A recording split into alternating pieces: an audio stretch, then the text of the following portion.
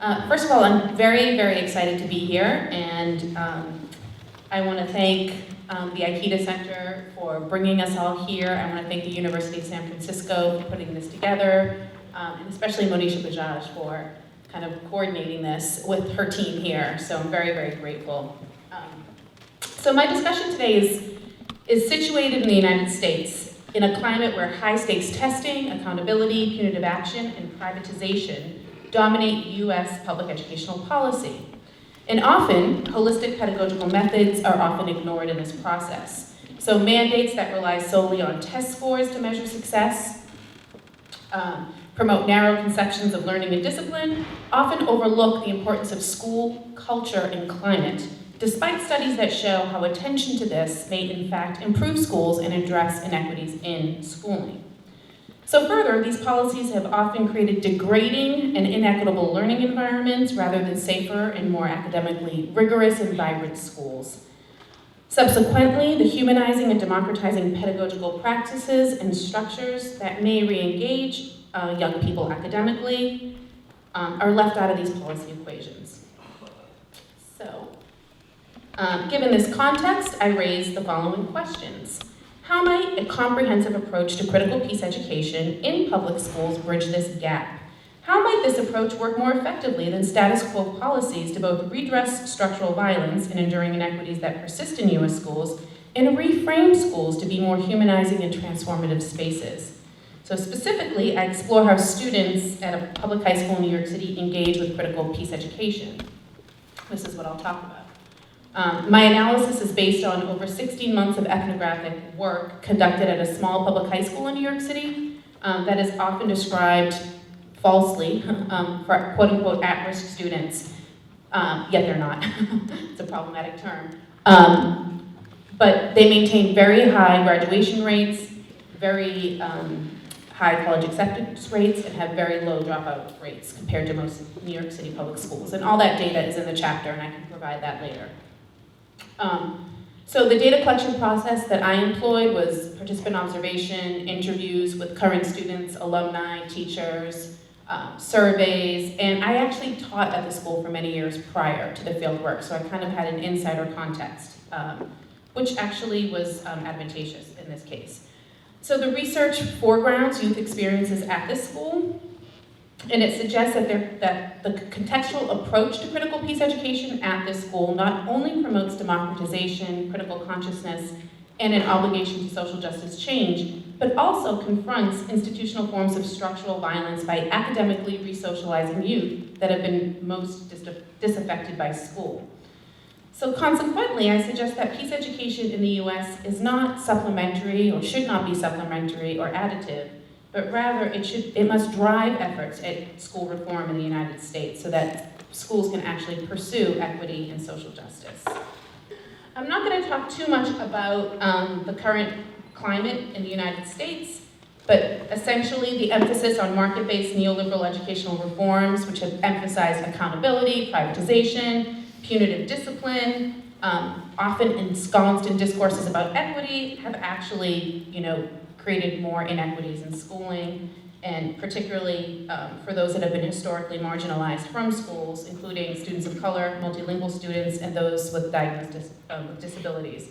So this includes, we see dropout rates have increased, suspension rates have increased in many of these schools due to these policies. As a result, lots of scholars have been documenting this, but many grassroots organizations like the ACLU, the Advancement Project, a lot of social justice groups have advocated for policies that actually shift towards a more humanizing, dignified environment for students, because what has been created has just been, inappropriate space for young people to flourish and thrive. So I situate this in critical peace education. And so the calls for critical peace education specifically respond to the post-structural and post-colonial critiques that find the field and the concept of peace both too normative sometimes and decontextualized in its foundation. Rather than conceptualizing peace education in generalizing and totalizing ways, critical peace education hones in on context-specific structural inequities to illuminate how localized experiences may shape perceptions of peace.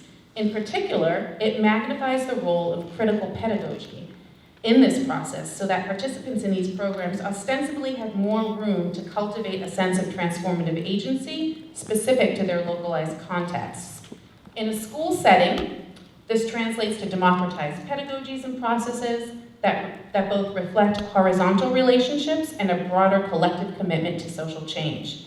Moreover, critical peace education, when enacted, recognizes the multi-pronged and non-linear processes that intersect to give holistic attention to form, content, and structure, again referencing Galtung, in its application. So the remainder of my talk is just gonna highlight some examples from students about how they made meaning of their experience. And actually, these examples are specifically from alumni, so students who had already graduated and left the school. So I'm just highlighting a few. So they were either interviewed or asked to write briefly about their experience in an anecdotal survey. So most students overwhelmingly describe the school in an incredibly positive light. And while the reasons for this varied among students, it was quite common for them to view their experience at the school as transformative. For example, one alumna, Kenya, states in an interview, quote, "I think the school changed my perspective on life and what my potential as a human being in this world is." She later describes how she realized that she could become an agent of change in the world after going with the school to City Hall to protest high-stakes testing. She actually says, "We actually went and we read those letters as part of our campaign. You hear about people doing these amazing things, these protests and these campaigns. You never realize that those people are the same people as you. There's nothing about them that's extraordinary, except that they choose to be extraordinary people." I think that should be PrEP's motto. That's the school. By engaging students like Kenya in developing strategies for educational policy, the school helped students realize their own ability to affect change in arenas they previously thought unimaginable. For other alumni who transferred into the school from other high schools, their experience was often starkly defined in contradistinction to their previous one. So Dahlia, for instance, who transferred from a large public high school, described in an interview how her old school was a place where, quote, "the education level was not so bad, but the environment was kind of stifling, and it's just day in, day out, you study your subject, and then you're out. There's no depth to it, and that's what I was looking for." In contrast, she describes her experience at PrEP as a place that fostered an overall culture of respect and tolerance that went beyond the traditional academic curriculum.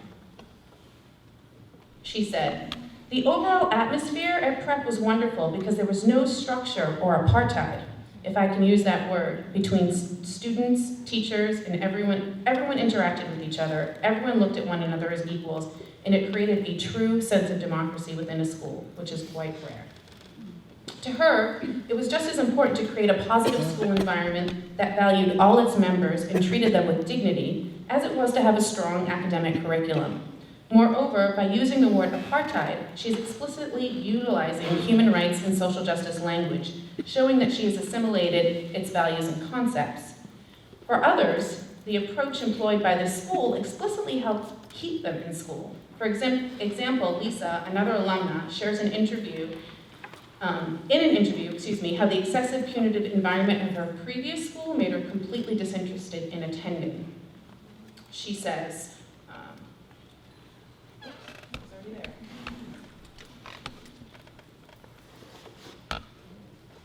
"I wasn't happy at my old school. It came to the part where I was so miserable I was failing. I just didn't care about school. Well, actually, it wasn't that I didn't care about school, just being there made me lose interest, I guess. The first day of my sophomore year, I didn't have the money for books, because I didn't have the money right when they wanted and refused to acknowledge my financial situation. I was sent to detention. I was punished for something that was beyond my control. During junior year, I was beginning to lose interest in going to school. I stopped going and didn't care about my work. I was failing one class after the other. I didn't want to drop out of school." She then says, "Transferring to PrEP was the best decision I made for myself during high school. I saw myself as being more than that. I loved," and she's referring to being a dropout, "I loved PrEP. I loved all my classes, and I was encouraged to have a voice in the classroom. The teachers believed in their students regardless of who they were and where they came from. We were seen as individuals and embraced for it." As indicated by the responses and experience of these students, this type of schooling at prep interrupts some of the alienating processes. So I'm out of time, but I think what it's important to note, and what I argue in the book is, and I do show, I have slides that I'll skim through, there are different approaches at the school that facilitate this kind of interaction. So it's not just haphazard and random, but there's a core values framework, it's small, it's a public school, it's non-charter, it has a flattened leadership, co-director model, there's a, I can share this with you later, you can ask me in the Q&A. There's an approach to classes, they're heterogeneously grouped, they're thematic, and then there's a lot of participatory structures. There's town meetings, there's restorative justice committees, there's a shared student and teacher workspace, so teachers' desks don't exist in the classroom, they're with the schools, it's a shared, they're in the center of the school in a shared workspace. So it was this approach that I connect with peace education because it's specifically confronting sort of the structural violence that frames many of these young people's lives. And schools itself perpetuate structural violence. As Dean Kumasher talked about earlier, schools are often a tool for oppression and marginalization. So in the book, I argue that we must center critical peace education in US policy, that it's really a way to truly pursue the goals of equity and social justice as well. So I'm just gonna leave it at that, and thank you.